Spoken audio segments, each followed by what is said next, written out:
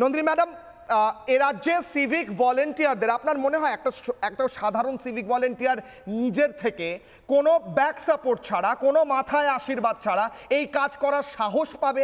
কারুর বাড়িতে ঢুকে লাঠি দিয়ে মেরে তাকে ফেলে মারার সাহস পাবে? রাস্তায় টাকা তোলার সাহস পাবে? আপনার মনে হয় রাজনৈতিক মদত ছাড়া? বলুন। কিশোরা, এই প্রসঙ্গে একটা কথা বলি, যা যা এখানে ঘটছে তার কোনোটাই কি রাজনৈতিক মদত ছাড়া সম্ভবপর? সেই প্রসঙ্গে কয়েকটা কথা বলি। যে মনোজিৎ মিশ্র শুনলাম কসবা ল কলেজে সাফাই কর্মীর কাজ করতেন, মানে কাজে ঢুকেছিলেন অস্থায়ী সাফাই কর্মী। তাহলে উনি কি সিভিক আইনজীবী? উনি তো আইনজীবী।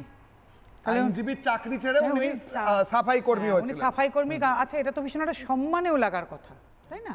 তা উনি 10,000 টাকা পাওয়ার জন্য তাহলে উনি ওই কাজটা বেছে নিয়েছিলেন। 5,000 নাকি 10,000? তাহলে উনি তাহলে সিভিক আইনজীবী। একবার তো শুনেছিলাম এখানে নাকি সিভিক ডাক্তারেরও মানে প্রচলন হবে, কি 6 মাস না 8 মাসের একটা সিভিক টিচার।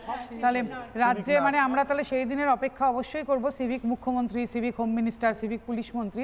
কিন্তু আমায় একটা কথা বলুন কৈশলয়, মাথায় হাত না থাকলে কি কোনো কিছুতেই কোনো কিছু করা যায়?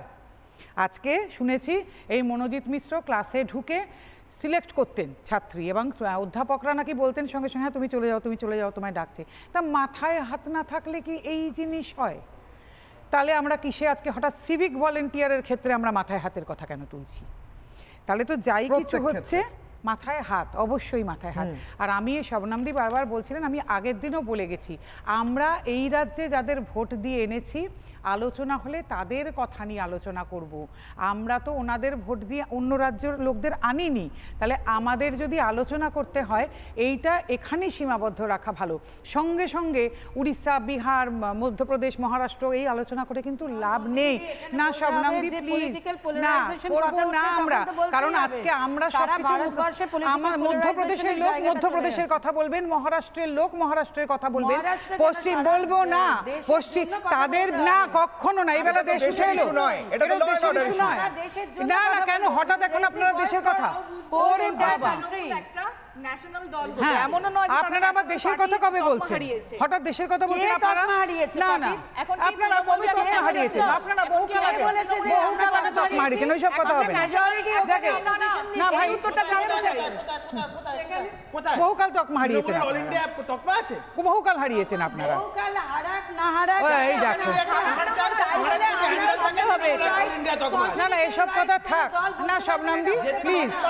আচ্ছা বেশ, নন্দিনী শেষ করবেন, বেশ। না না প্লিজ, নন্দিনী শেষ করুন। শবনমদি শুনুন, নন্দিনী ম্যাডাম শেষ করুন। শবনম ম্যাডাম আসছি আপনার কাছে।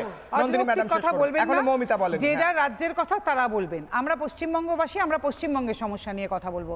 আমরা কেন কিছু উঠলেই অন্য রাজ্যের কথা নিয়ে আলোচনা করতে আসবো? শুনেছিলাম law and order state subject বলে, আমি জানতাম। ডেফিনেটলি আমি উড়িষ্যা সরকার তো আমার পুলিশকে চালায় না, কখনো না। যখনই পুরুষ কমিশনের কথা ওঠে, যেন আমি পরিষ্কার ভাষায় বলি, এটা কেন্দ্রীয় সরকারের সাবজেক্ট, এখানে স্টেট চাইলেও কিছু করতে পারবেন না। তাহলে তেমনি আমাদের বুঝতে হবে যে কোনটা কার সাবজেক্ট, আমরা সেই এখতিয়ারের মধ্যে থাকবো। আর ব্যাপারটা পুরোটাই সবটাই সব জায়গায় মদতে চলে, না হলে কোথাও একটা রাজ্যের মধ্যে কারোর এই স্পর্ধা হতেই পারে না, হতেই পারে না এই স্পর্ধা। আমি এখান থেকে আমার দ্বিতীয় অগ্নিবাণ নেব, দ্বিতীয় প্রশ্ন নেব, নিয়ে আমি মৌমিতার কাছে যাব। ঠিক আছে, আপনি 10 সেকেন্ড একদম দ্রুত।